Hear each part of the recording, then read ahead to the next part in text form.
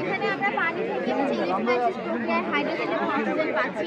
তারপরে হচ্ছে এই হাইড্রোজেনটা আমরা এখানে তাপের মাধ্যমে যে হচ্ছে হাইড্রোজেন পিউরিফায়ারে আমরা রিফাইন করে হচ্ছে মানে পিওরটা পাচ্ছি। তারপর সেটা আমরা হচ্ছে বিভিন্ন গাড়িতে ইউজ করছি যাতে পেট্রোল আর অক্টেনের পরিমাণ কমে। কারণ পেট্রোল আর অক্টেন ব্যবহার করে হচ্ছে আপনি বলতে চাচ্ছেন যে এটা পানি দিয়ে তৈরি করবে না? মানে পানি থেকে যে আমরা হাইড্রোজেন গ্যাসটা পাবো সেটা তারপর এখানে যে সোলার হচ্ছে প্যানেল আছে আমরা তো এটা দিনের বেলা এখান থেকে শক্তি পাবো, রাতের বেলা পাবো না। তো রাতের বেলা যাতে আমরা শক্তি পাই সেখানে আমরা হাইড্রোজেন ইউজ করে সেই শক্তিটা আমরা মানে সেটা তাহলে ইউজ আপু করি। আপনি তো হচ্ছে দেখতেছি টেসলা গাড়ির ওরা কপি তৈরি করে ফেলছেন একদম। তো আমরা তো চাই না যে শুধুমাত্র ল্যাম্বরগিনি বা টেসলাতেই চলুক, আমরা চাই সব গাড়িতে যাতে চলুক।